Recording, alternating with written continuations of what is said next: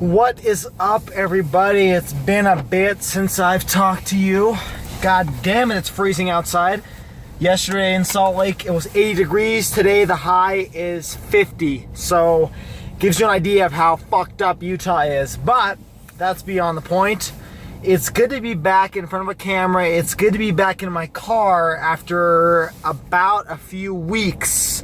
What? Your car was broken? Yes, it was, actually. As soon as I start talking about the fact that my car is reliable and it's never had any issues, damn, something happens. So, this happened a few weeks ago. I've already been back in my car for a few weeks, but this happened about a month ago. I was driving and I hear this weird metal on metal kind of noise. Now, at first it was pretty quiet, okay?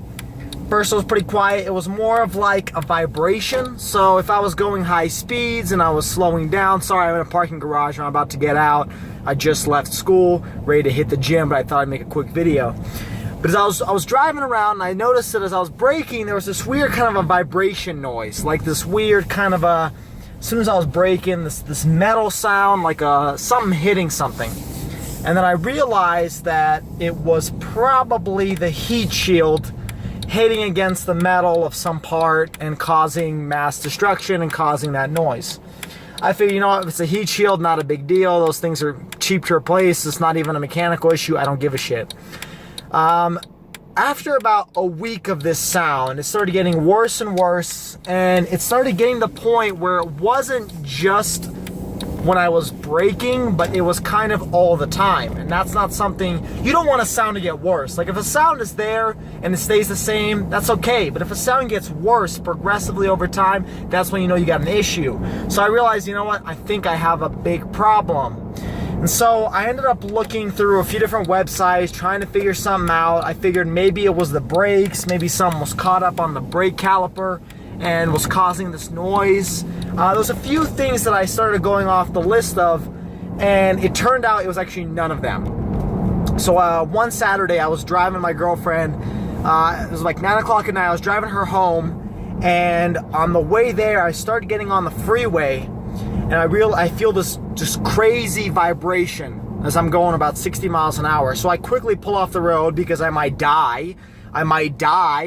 And I realized that maybe I should take the city streets. So I take the city streets, I go a max of 30 miles per hour. I get to her house, I drop her off, I pick my car up on a jack. Now, an issue with Mercedes and all luxury car makers, they cover the bottom with this shit plastic that you can't see worth anything. And so I had no idea what it was. My wheel was working fine, I started spinning in, wasn't making any noises. Everything was going fine, but there was this weird grinding noise, and it was an awful noise. One that I don't think I ever want to hear in a car. It sounds just like it's metal on metal cranking. And finally, when I got home, I parked my car, and that following morning, the next day, I decided to put it up on these lifts to go under the car and take a look. Issue is, my goddamn bumper is too low to the ground to get it up on this lift. So I'd either scrape my bumper off or I'm fucked.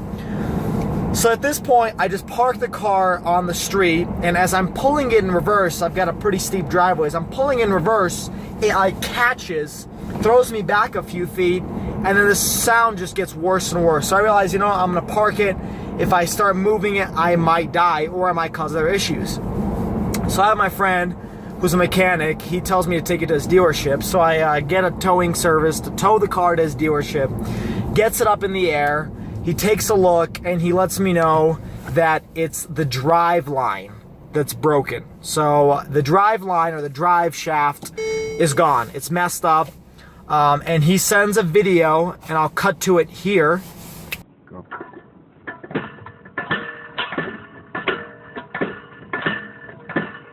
And you're back. And that video, as you can tell, the Driveline isn't really working as it should. Those two parts, the U-joint and the Driveline itself, those two should be working in unison. They should be spinning together at the same time, and they shouldn't be rocking the way it was. So I can show you the part, and I'll cut to it right now. And here's the part. That's the broken bearings, and Watch this. Voila. That ain't supposed to happen.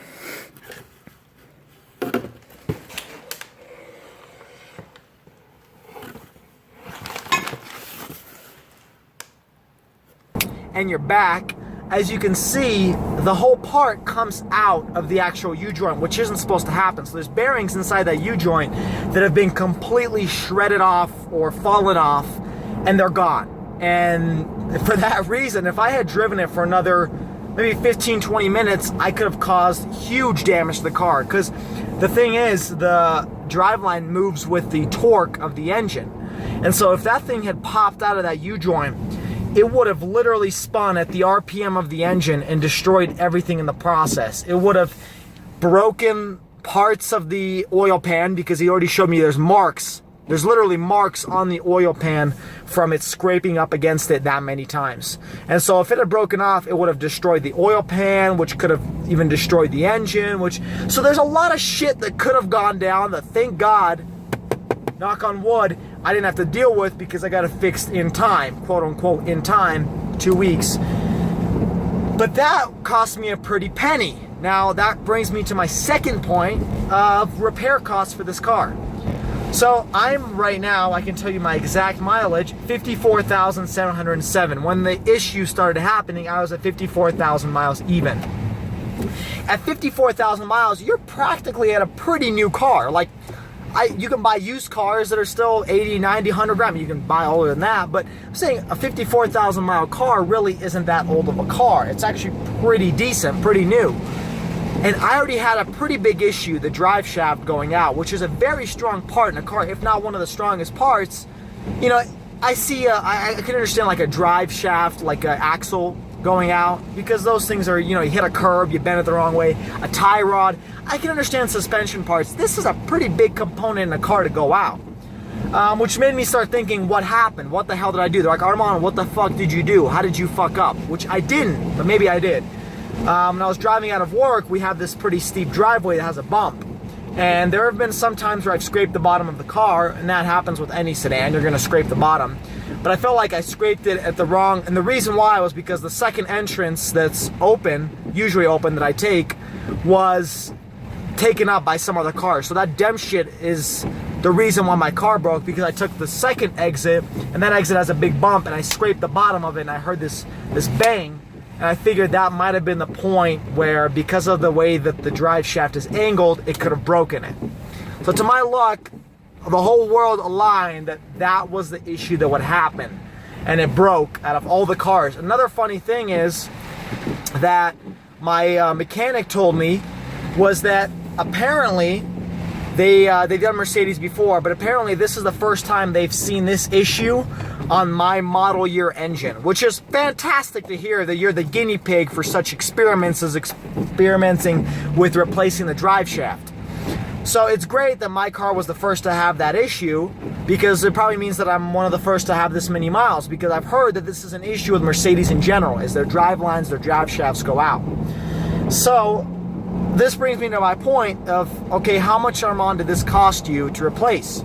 Well, I got an amazing deal because my buddy's a mechanic, but overall, it cost me $700. It could have cost me a lot more if I ended up going to the dealership directly and got it from them and got it replaced by Mercedes-Benz of Ken Garff, but I didn't, because I wanted to save some money in the process. But that was a $700 part that I had to fork out in order to fix my car, which I'm grateful for, but I did not want to pay $700 to replace a part that technically shouldn't break on a car with 54,000 miles on it. Am I wrong? Brings me to my second point. Okay, how reliable is this car? Now, as I've said before, over the past 4 years, I have, knock on wood, not had very many problems with this car, okay? I've had windshield wiper issues, this and that, cracked windshields, but that's not at the fault of the car. That's not a mechanical issue. That's just circumstance. That's situation. But this issue, the driveline, that is a mechanical issue. I would say this is my first mechanical issue in this car. So it's okay, fine. 54,000 miles, I've only had one issue. That brings me to my second point. This month hasn't been good for me with my car. I had this weird ass squeak that has been coming from my fan blower, which is located under the dashboard. I have this weird ass squeak that I can't explain why it developed, where it came from, why I'm having this issue at 54,000 miles when my blower I haven't been cranking it or anything. It's been in normal use. It's normal wear and tear, that this issue shouldn't happen with normal wear and tear. I'm gonna cut to this video right now. This is the replacement or the fix that I did for my blower.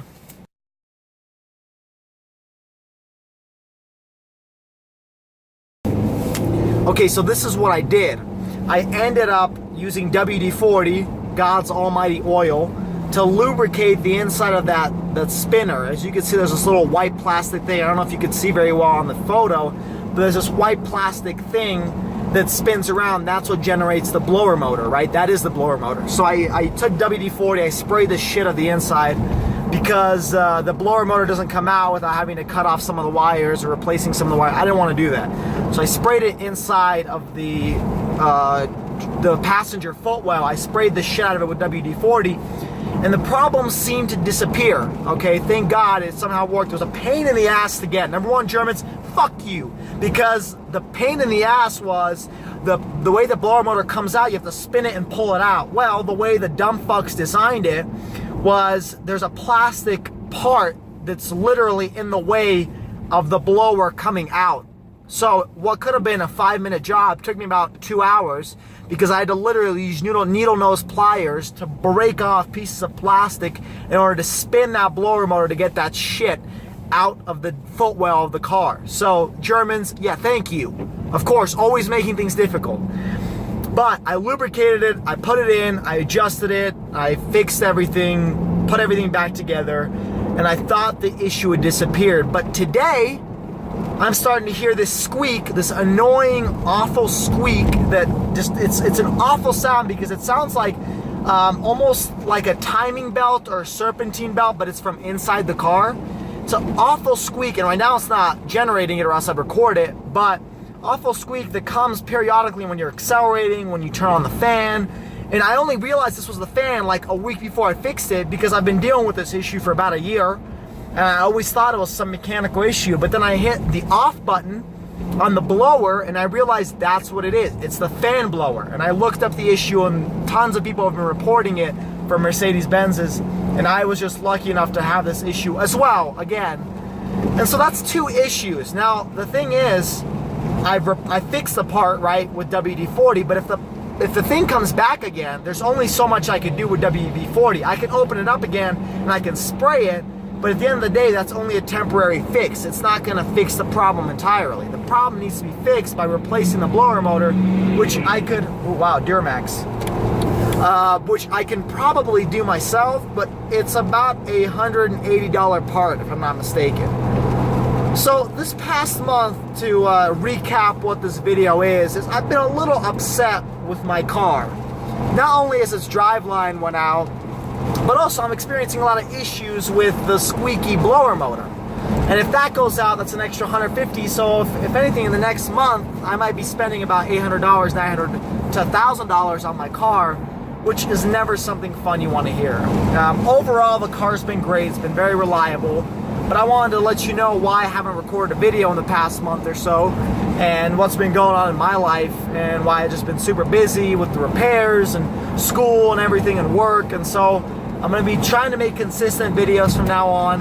If you guys have any ideas on topics, something you want to hear, something you want to know about, like, okay, what is the driveline, this and that, about my car, specific to this video or specific to the car in general, or anything really, just comment below, and I'll try to answer all those questions, maybe make a separate video on those questions alone, because I'm happy to help. I have the car, I'm your guinea pig. You tell me what you're worried about, what you want to know if you're buying the car, and I'll be happy to answer. So overall, this video is a lot longer than I thought it would be, but I wanted to give you some info on what's been going on. But if you are stopping in for the first time, please like, share, subscribe, post on Facebook, do what you like, and I'll create more videos for you guys. So thanks again for watching, and tune into my next video.